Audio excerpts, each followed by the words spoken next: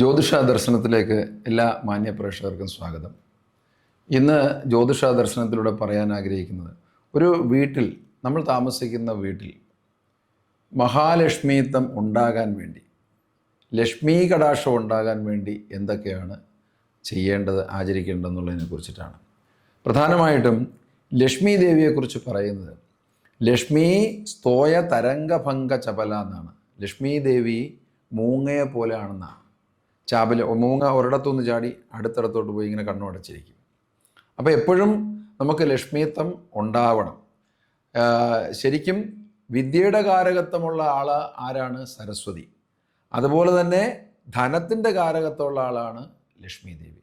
ഈ രണ്ട് ദേവതമാരുടെയും കടാക്ഷമുണ്ടെങ്കിൽ മാത്രമേ നമുക്ക് ജീവിതത്തിൽ അടിസ്ഥാനപരമായിരിക്കുന്ന അഭിവൃദ്ധി ഉണ്ടാകുകയുള്ളൂ. അതിന് ആദ്യമായി നമ്മൾ പാലിക്കേണ്ടതെന്ന് പറഞ്ഞാൽ, വീട്, നമ്മൾ താമസിക്കുന്ന ഭവനം ഒരു ക്ഷേത്രം പോലെ തന്നെയാണ് നമ്മൾ ചിന്തിക്കേണ്ടത്. വളരെയധികം പരിശുദ്ധി, ബാഹ്യവും ആഭ്യന്തരവുമായിരിക്കുന്ന പരിശുദ്ധി, ശുദ്ധി ഒരു വീട്ടിലുണ്ടായിരിക്കുക എന്നുള്ളതാണ് പ്രധാനമായിട്ടും ചെയ്യേണ്ടത്. കാര്യം ഈ മഹാലക്ഷ്മി വസിക്കണമെങ്കിൽ ശരിക്കും മഹാലക്ഷ്മിയുടെ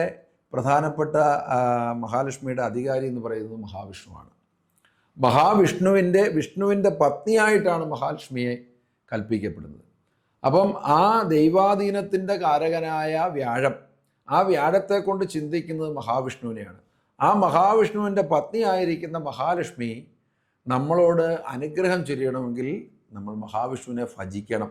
വിഷ്ണു ഭജനം നല്ലതുപോലെ, വിഷ്ണു സഹസ്രനാമ ജപങ്ങൾ നടത്തുക. അത് പ്രഭാതത്തിലാണെങ്കിലും ശരി, ത്രിസന്ധിയിലാണെങ്കിലും. ഒരു ദിവസം 5 സന്ധികളുണ്ട്. അതായത് പ്രാന്നം, പൂർവാന്നം, മധ്യാഹ്നം, അപരാഹ്നം, സായാഹ്നം തുടങ്ങിയ 5 സന്ധ്യകളുണ്ട്. ഈ സന്ധിക്കുന്നതാണ് സന്ധ്യ.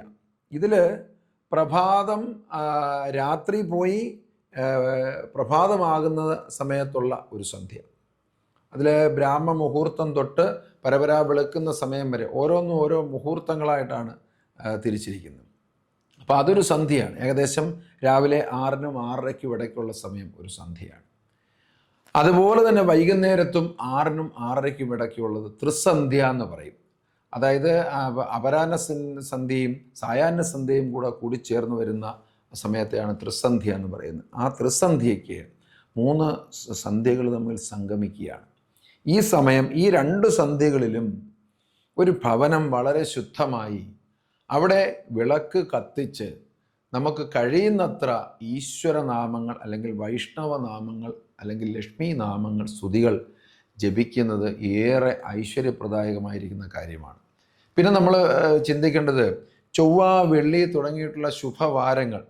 ഇപ്പോൾ ഏതൊക്കെയാണ് ശുഭവാരങ്ങൾ എന്ന് ചോദിക്കുമ്പോൾ പ്രധാനമായി എല്ലാം തിങ്കളാഴ്ചയും പിന്നെ ബുധനാഴ്ച, വ്യാഴാഴ്ച, വെള്ളിയാഴ്ച, ഇതെല്ലാം ശുഭവാരങ്ങളാണ്.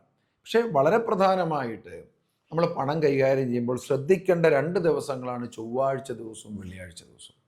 ഈ ചൊവ്വാഴ്ച ദിവസവും വെള്ളിയാഴ്ച ദിവസവും നേരം പുലർന്നു വരുന്ന സമയത്ത്, പ്രഭാതത്തിൽ ഉള്ള സമയത്തും, അതേപോലെ തന്നെ ത്രിസന്ധ്യയ്ക്കും നമ്മൾ ധനം കൈമാറ്റം ചെയ്യാൻ പാടില്ലെന്നാണ്. ധനം എന്ന് പറയുമ്പോൾ പണം മാത്രമല്ല, സ്വർണം, അതുപോലെ തന്നെ ധനധാന്യങ്ങൾ, പണം, മറ്റ് വസ്തുക്കൾ, മറ്റ് മാഹാത്മ്യമുള്ള പ്രാധാന്യമുള്ള വസ്തുക്കൾ, ഇതിൻ്റെ ക്രയവിക്രയങ്ങൾ ചെയ്യാൻ പാടില്ലെന്നും.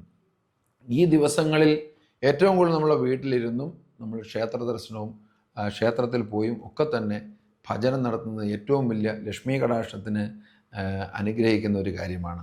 അതുപോലെ വീടിൻ്റെ മുമ്പിൽ ഒരു ഭവനം നമ്മൾ നിർമ്മിച്ചാൽ ആ വീടിൻ്റെ മുമ്പിൽ നമ്മളൊരു തുളസിത്തറ നിർമ്മിക്കുകയും, ആ തുളസിത്തറ പണ്ടൊക്കെയുള്ള കാലഘട്ടങ്ങളിൽ അത് എല്ലാ വീടുകളുടെയും മുമ്പിൽ തുളസിത്തറ ഉണ്ടായിരുന്നു. നമ്മൾ ആ പടി കയറി വന്നതിന് ശേഷം ആ തുളസിത്തറയുടെ അടുത്തെത്തി നമ്മൾ വണങ്ങി മാത്രമാണ് അകത്തേക്ക് കയറുന്നതും തിരിച്ചിറങ്ങിപ്പോകുന്നതും. സന്ധ്യാസമയങ്ങളിൽ ഓരോ വീടിൻ്റെയും ഉമ്മറപ്പടിയിൽ വാൽക്കിണ്ടിയിൽ വെള്ളം വെച്ചിരിക്കും. ആ വാൽക്കിണ്ടിയിലെ വെള്ളം കൊണ്ട് കാല് കഴുകിയതിന് ശേഷം മാത്രമാണ് ഒരാൾ അകത്തേക്ക് കയറുന്നത്. തുളസിയെ വന്നിച്ച് കാല് കഴുകി ശുദ്ധമായി ആചമിച്ചുകൊണ്ട് പുറത്ത് നമ്മൾ പോയിട്ട് വരുമ്പോൾ അകത്തേക്ക് പ്രവേശിക്കുമ്പോൾ ശുദ്ധി പാലിക്കണം എന്നുള്ളതാണ്. ആ ശുദ്ധി, ശരീരശുദ്ധി, പിന്നെ വാക്ശുദ്ധി, മനഃശുദ്ധി, വസ്ത്രശുദ്ധി, ഭക്ഷണശുദ്ധി, ഇതൊക്കെ നമ്മൾ പാലിക്കേണ്ടതാണ് ഭവനത്തിനുള്ളിൽ. അതുപോലെ നമ്മൾ മത്സ്യമാംസാദികളൊക്കെ എടുക്കുന്ന സമയത്ത് വൃത്തിയും ശുചിത്വവും നമ്മളവിടെ പാലിച്ചിരിക്കണം. ഒരു വീട്ടിൽ ഐശ്വര്യം വരണമെങ്കിൽ ആ വീട്ടിലെ ശരിക്കും ഗ്രഹലക്ഷ്മി എന്ന് പറയുന്നത്, പുരുഷനെ ഗ്രഹനാഥൻ എന്നാണ് പറയുന്നതെങ്കിൽ ലക്ഷ്മിത്വം നിൽക്കുന്നത് സ്ത്രീകളിലാണ്, ഗ്രഹലക്ഷ്മി എന്നാണ് പറയുന്നത്.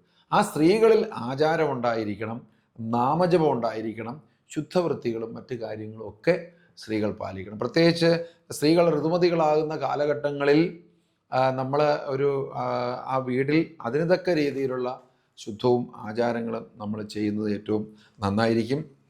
അതുപോലെ തന്നെ പ്രാർത്ഥന, നല്ലതുപോലെ ഉള്ള പ്രാർത്ഥന നമ്മൾ പ്രാർത്ഥിക്കുമ്പോൾ ആരെ പ്രാർത്ഥിക്കണമെന്നാണ് ഇവിടെ പലരും കുബേരൻ്റെ പുറകിനും അങ്ങനെ മറ്റ് പെട്ടെന്ന് പണം ഉണ്ടാക്കാൻ ആ മന്ത്രത്തിൻ്റെ ഈ മന്ത്രത്തിൻ്റെയൊക്കെ പുറകിന് പോകുന്നുണ്ട്. അങ്ങനെയൊന്നുമല്ല.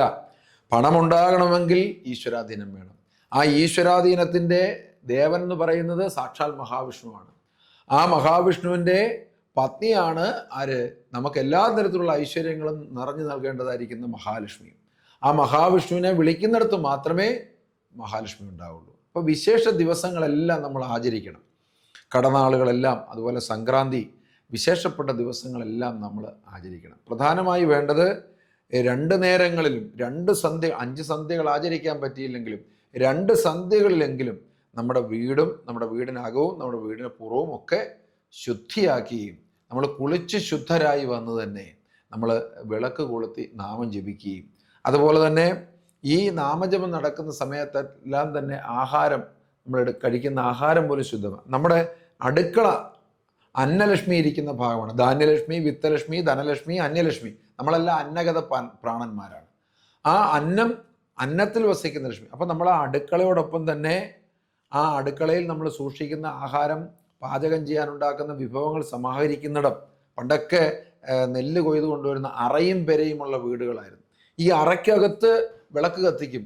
നെല്ല് കൊണ്ടുവന്ന് കൊയ്ത് കൂട്ടി സംഭരിച്ചിരിക്കുന്ന അറയ്ക്കകത്ത് നെല്ല് മാത്രമല്ല മറ്റു പല വിഭവങ്ങളും സംഭരിക്കുന്നിടത്ത് അന്നലക്ഷ്മിയായിട്ട് ദേവിയെ പൂജിക്കും. രാവിലെ ആ ആഹാരം പോലും ഉണ്ടാക്കുമ്പോൾ ആ ഗ്രഹലക്ഷ്മിമാർ അന്നലക്ഷ്മിയെ പ്രാർത്ഥിച്ചുകൊണ്ട് ആദ്യം അടുക്കള നല്ലതുപോലെ വൃത്തിയാക്കി, അടുക്കളയും പാദവും ഒക്കെ തൂത്തു തുടച്ച് നല്ലതുപോലെ വൃത്തിയാക്കി അവിടെ തളിച്ച്, അതുപോലെ തന്നെ അഗ്നിയെ ജ്വലിപ്പിക്കുമ്പോൾ അഗ്നിദേവനെയും അതുപോലെ സൂര്യനെയും ഒക്കെ പ്രാർത്ഥിച്ചുകൊണ്ട് അന്നലക്ഷ്മിയെ പ്രാർത്ഥിച്ചുകൊണ്ട് വേണം അന്നം വെക്കാൻ. അങ്ങനെയുള്ള വീട്ടിൽ അന്നത്തിനൊരിക്കലും മുട്ട് വരത്തില്ല, വിഭവങ്ങൾക്കൊരിക്കലും മുട്ട് വരത്തില്ല, ദാരിദ്ര്യം വരത്തില്ല. അപ്പോൾ ഈ 2 സന്ധ്യകളിലും മഹാവിഷ്ണുവിനെയും മഹാലക്ഷ്മിയും ഭജിക്കുക. പ്രത്യേകിച്ച് വീട്ടിലുള്ളവരെല്ലാവരും ഭജിക്കണം. എങ്കിൽ പോലും സ്ത്രീകൾ, ഗ്രഹലക്ഷ്മികളായിരിക്കുന്ന സ്ത്രീകൾ ഏറ്റവും കൂടുതൽ ഈ ഭജനം നടത്തിയാൽ വീട്ടിലൊരിക്കലും പണത്തിന് ബുദ്ധിമുട്ടുണ്ടാകത്തില്ല, ദാരിദ്ര്യം ഉണ്ടാകില്ല. മഹാലക്ഷ്മിയുടെ പൂർണ്ണമായിരിക്കുന്ന ആ ഒരു സാന്നിധ്യം ഓരോ വീടുകളിലും അനുഭവപ്പെടുന്നതാണ്. കൂടുതൽ വാർത്തകളും വിശേഷങ്ങളും നേരിട്ട് ലഭിക്കാൻ ജനങ്ങളിൽ നിന്ന് ജനങ്ങളിലേക്ക് ജനഭൂമി ന്യൂസ് സബ്സ്ക്രൈബ് ചെയ്യൂ. ബെൽ ബട്ടൺ അമർത്താനും മറക്കരുത്.